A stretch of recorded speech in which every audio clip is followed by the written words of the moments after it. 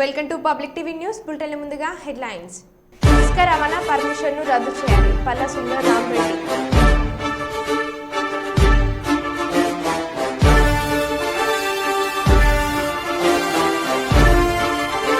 PM Kisan నిధుల విడుదలపై ప్రధాని తొలి సంతకం.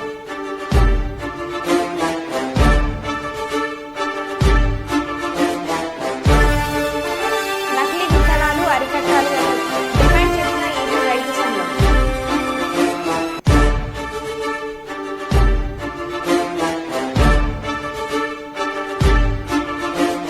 సీఎం ప్రమాణ స్వీకార కార్యక్రమంపై సీఎస్ సమీక్ష.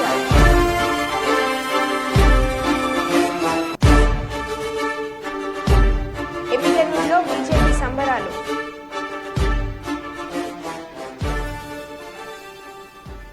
ఇక వివరాల్లోకి వెళ్తే, కాంగ్రెస్ ప్రభుత్వం అధికారంలోకి వచ్చాక స్థానిక అవసరాల కోసం దేవరూప్ల మండలంలోని వాగు పరివాహ ప్రాంతాలలో వాగులోని ఇసుక వాడుకోవచ్చనే ఉత్తర్వులను ఆసరా తీసుకుని దేవరూప్ల మండలంలోని రాంబోజీగూడెం చెక్ డ్యాంల వద్ద పాలకుర్తి నియోజకవర్గంలో రిజర్వాయర్ల నిర్మాణ పనుల కోసం ఇసుక తరలించేందుకు శ్రీకారం చుట్టారు. అందులో భాగంగానే చెక్ డ్యాంల వద్ద ఇసుక పేరుకుపోయిందని, తీస్తే నీటి నిల్వలు పెరుగుతాయన్న సంబంధిత అధికారుల నివేదిక ఆధారంగా జిల్లా కలెక్టర్ పర్యవేక్షణలో assistant geologist and assistant director జనగామచే ప్రభుత్వ అనుమతులు వచ్చాయి. 10 రోజుల క్రితం గొల్లపల్లి చెక్ డ్యాంల వద్ద నుంచి పాలకుర్తి రిజర్వాయర్కు ఇసుక తరలించేందుకు యంత్రాంగాలు దిగగా రాజకీయాలకు అతీతంగా రైతులు 2 పర్యాలు అడ్డుకొని వెళ్లగొట్టారు.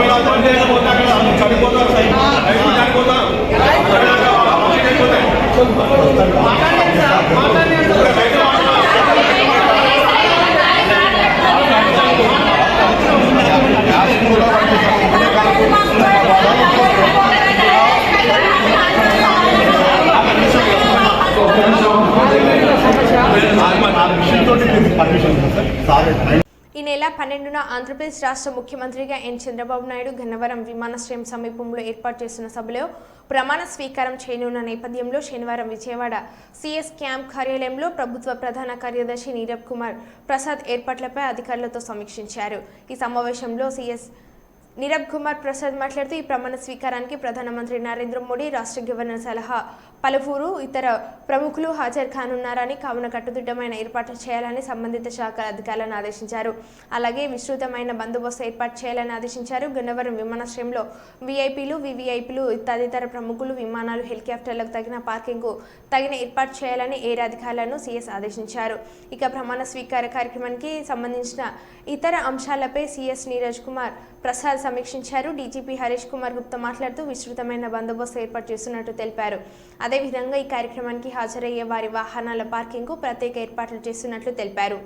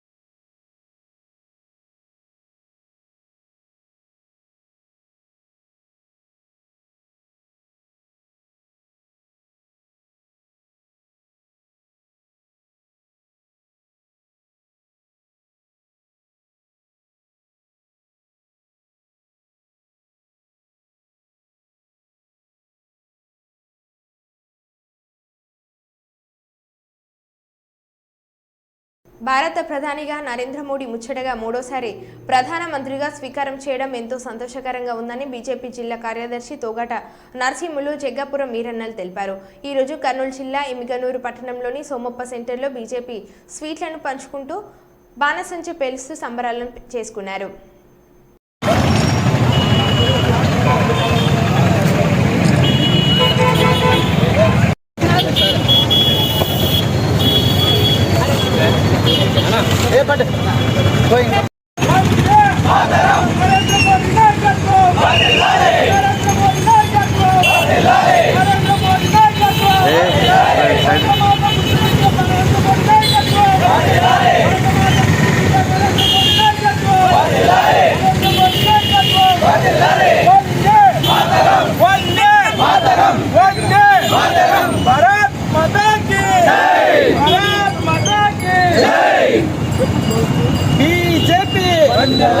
बीजेपी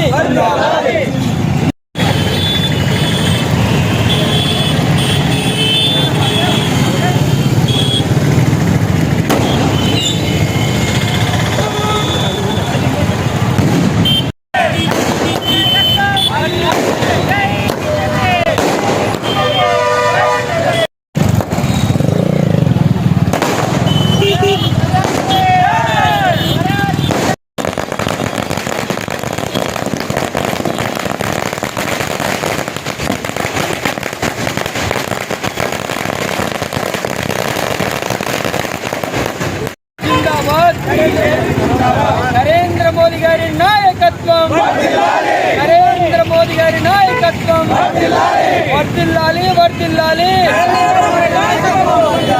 వర్ధిల్లాలి వర్ధిల్లాలి. బాలయ్య పుట్టినరోజు సందర్భంగా సుగురు ఆంజనేయ స్వామి ఆలయంలో ప్రత్యేక పూజలు నిర్వహించిన బాలయ్య మొదటిసారి హిందూపురంలో అభిమానుల మధ్య కేక్ కట్ చేశారు.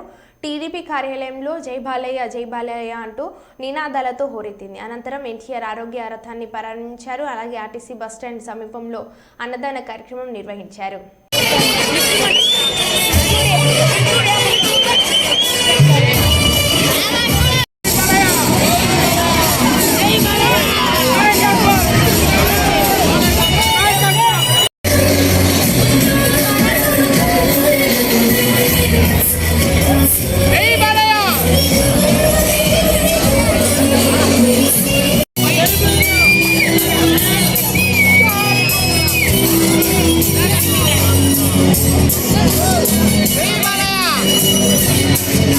వరంగల్ నగరంలోని చకోటియా కాంప్లెక్స్ ముందు ఆంధ్రప్రదేశ్లో సంచలన విజయం సాధించిన నారా చంద్రబాబు నాయుడు కూటమికి శుభాకాంక్షలు తెలుపుతూ మిఠాయిలు పంచుకొని సంబరాలు చేసుకుంటున్నారు.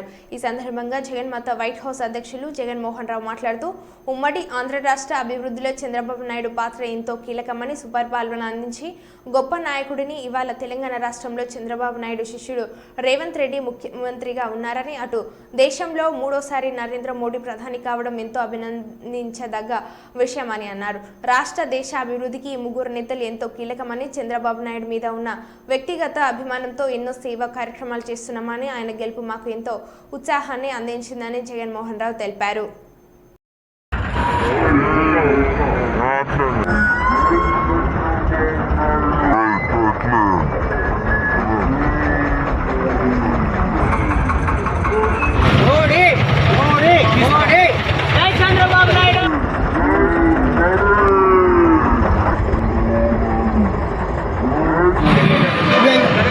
చంద్రబాబు నాయుడు మీద ఉన్న అభిమానం కొద్దీ, అలాంటి గొప్ప లీడర్ మీద ఉన్న అభిమానం కొద్దీ మేము ఈ జగన్మాత వైట్ హౌస్లో ఉన్నటువంటి మేము సభ్యులము, ఫ్రెండ్స్ము, సేవకులాసులు కలిసి చిన్న కార్యక్రమం చేస్తున్నాము. ఏ పార్టీకి సంబంధం లేదు, అన్ని పార్టీలకు అతీతంగా మేము ఈ కార్యక్రమం చేస్తున్నాం. ఎందుకంటే చంద్రబాబు నాయుడు లాంటి గొప్ప లీడర్, ఆయన గుడ్ అడ్మినిస్ట్రేటర్ అని ప్రపంచ దేశాలే పొగడ్తలతో ముంచెత్తా ఎన్నో సందర్భాలలో. అతడు ఎప్పుడున్నా కూడా మన రాష్ట్రాలకి అభివృద్ధి పదంలో నడిపించే వ్యక్తి కాబట్టి అదే ఉద్దేశంతో, ఆ అభిమానంతోనే మేము ఒక చక్కటి కార్యక్రమాన్ని, ఏదో చిన్న కార్యక్రమం సంతోషంగా చేస్తున్నాము. ఇలాంటి ఏ పార్టీకి సంబంధం లేదు. చంద్రబాబు నాయుడు చాలా గొప్ప, ఆయనను ప్రపంచానికే CEO కూడా అనడంలో కూడా అతిశయోక్తి లేదు. ఆయన ఎప్పుడున్నా కూడా రాష్ట్ర అభివృద్ధికి అభివృద్ధికే పాటుపడ్డాడు. అదేవిధంగా మనం 2 రాష్ట్రాలు, అక్కడ ఆంధ్రప్రదేశ్, ఇక్కడ తెలంగాణ అభివృద్ధి ప్రదంలో నడవాలని మా యొక్క ఆకాంక్ష. ఆ ఆకాంక్షతోనే మేము ఈ చంద్రబాబు నాయుడు మీద ఉన్న అభిమానం కొద్దీ ఈ చిన్న కార్యక్రమం చేపట్టడం జరిగింది. జై చంద్రబాబు నాయుడు. నందమూరి తారక రామారావు గారి పేరుతో ఎన్టీఆర్ స్టేడియంగా ఏర్పాటై ప్రతిరోజు ఎంతో మందికి నడక వ్యాయామంతో ఆరోగ్యాన్ని ప్రసాదిస్తూ నగరవాసుల దినచర్యలో భాగమైన ఎన్టీఆర్ స్టేడియం పేరు మార్చాలని వైసీపీ సైకోలు చేసిన కుట్రలను ఆంధ్రప్రదేశ్ బ్రాహ్మణ చైతన్య వేదిక న్యాయ పోరాటం ద్వారా సమర్థవంతంగా తిప్పికొట్టడం జరిగింది. దీనిలో భాగంగా ఆంధ్రప్రదేశ్ బ్రాహ్మణ చైతన్య వేదిక రాష్ట్ర అధ్యక్షుడు సిరిపురపు శ్రీధర్ శర్మ ఆధ్వర్యంలో ఆదివారం ఉదయం ఎన్టీఆర్ స్టేడియంలో ఉన్న వాకింగ్ ట్రాక్ సభ్యులు ఎన్టీఆర్ అభిమానులు మధ్య దొడ్డిధరణ నిబంధనలకు విరుద్ధంగా గట్టుగా వైసీపీ ముఖాలు ఏర్పాటు చేసిన శిలాఫలకాలను ధ్వంసం చేయడం జరిగింది. శిలాఫలకాల తొలగింపు కార్యక్రమంలో స్థానిక వాకింగ్ సభ్యులు ఎన్టీఆర్ అభిమానులు పాల్గొన్నారు. ఈ తర్వాత నూతన భవనానికి ఎన్టీఆర్ జిమ్ గా నామకరణం చేసి ఎన్టీఆర్ జిమ్ అనే పెద్ద అక్షరాలతో బిల్డింగ్ బయట బోర్డు అమర్చడం జరిగింది. గుంటూరు నగరంలో బృందావన్ గార్డెన్ సెంటర్లో ఎన్టీఆర్ స్టేడియం అని ఆ రోజున కౌన్సిల్లో తీర్మానం చేసి స్టేడియం నిర్మాణం చేపడితే దాన్ని ఈ వైఎస్ జగన్ రాక్షస పాలనలో వైఎస్ఆర్ స్టేడియంగా మారుద్దామని స్థానిక శాసనసభ్యులు, ఎమ్మెల్సీలు, అధికారులతో కుమ్మక్కై ప్రజా సొమ్మును దుర్వినియోగం చేసే విధంగా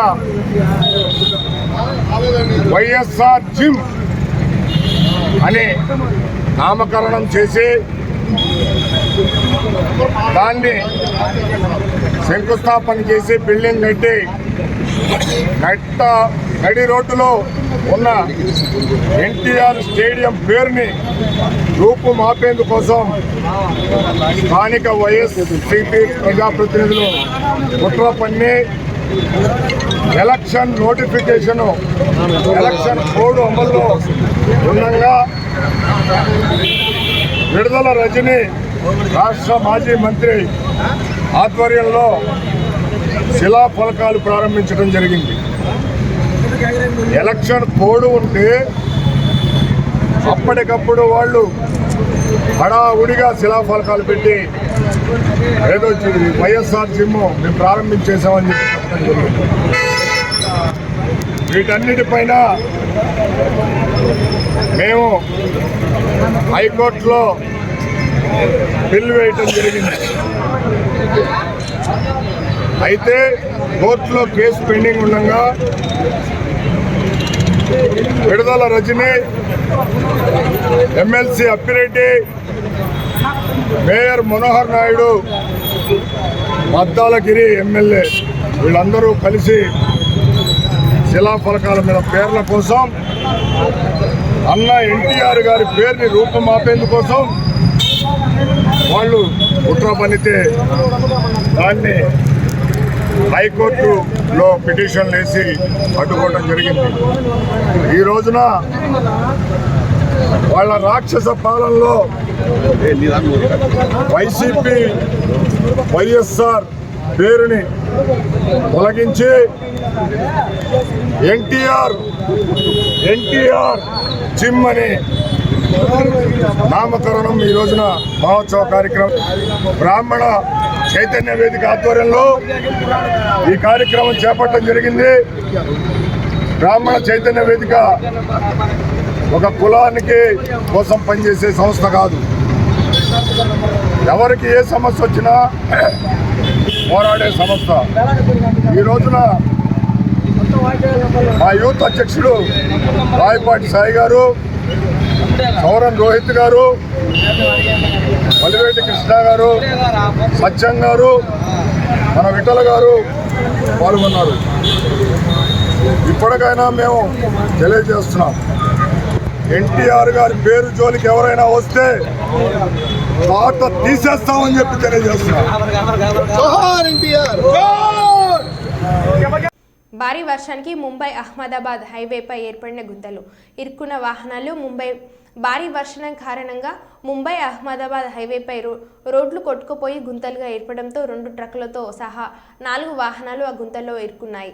ఈ ఘటన వల్ల ముంబై అహ్మదాబాద్ హైవేపై కిలోమీటర్ల మేర ట్రాఫిక్ జామ్ అయింది.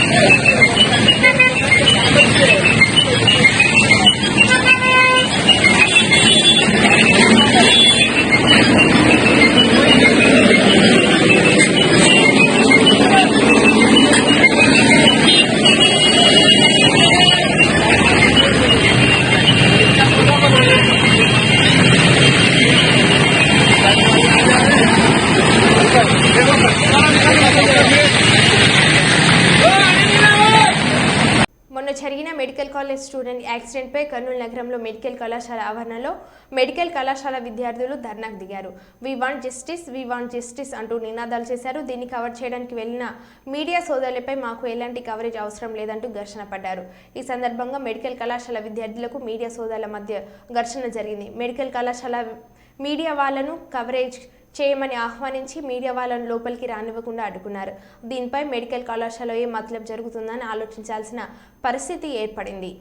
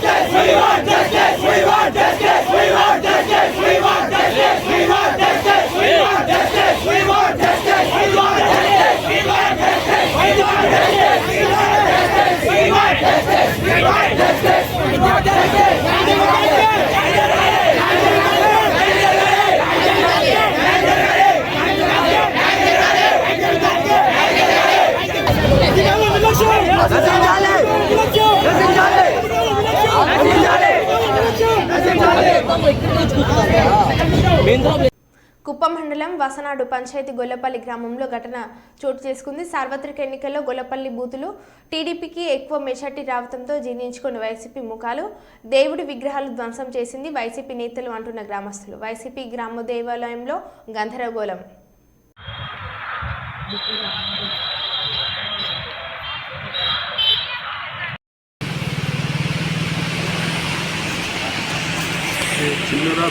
మైక్ వెనక్కి పెట్టుకోండి. మైక్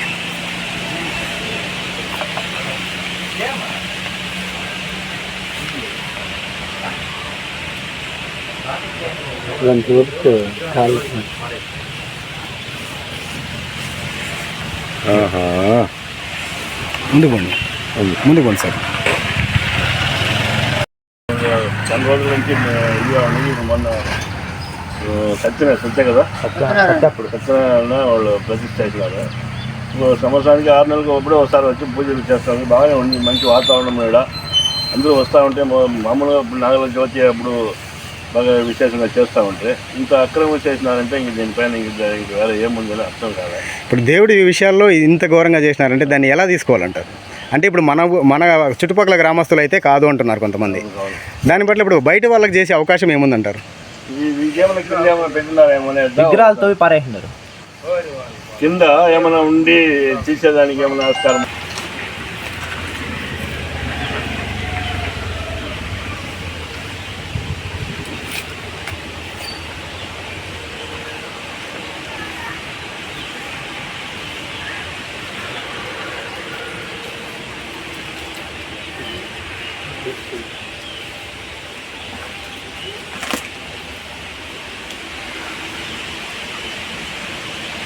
మైక్ ఒకరు పెట్టుకోండి, మీరు పెట్టుకోండి, ఎవరు మాట్లాడితే వాళ్ళకి పెట్టండి.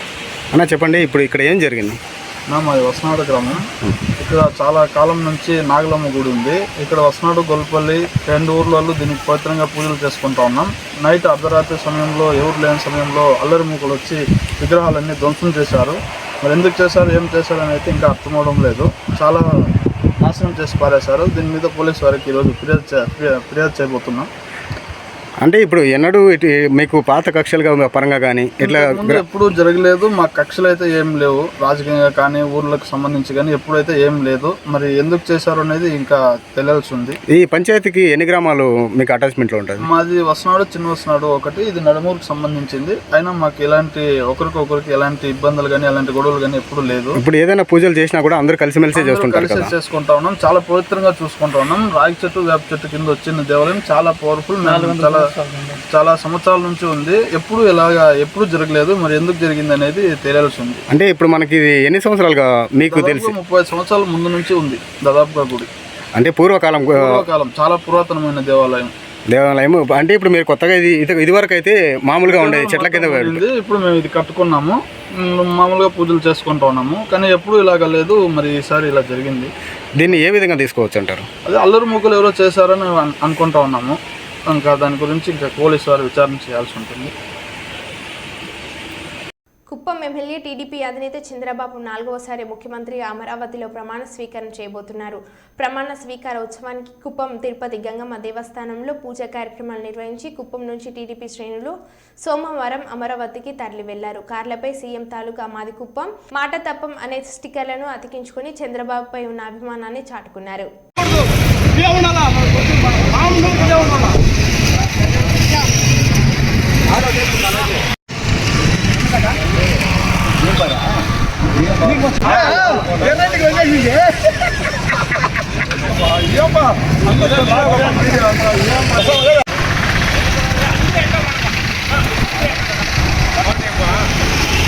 చంద్రబాబు గారి నాయకత్వం, చంద్రబాబు గారి నాయకత్వం, యువనేత నారా లోకేష్ గారి నాయకత్వం, యువనేత నారా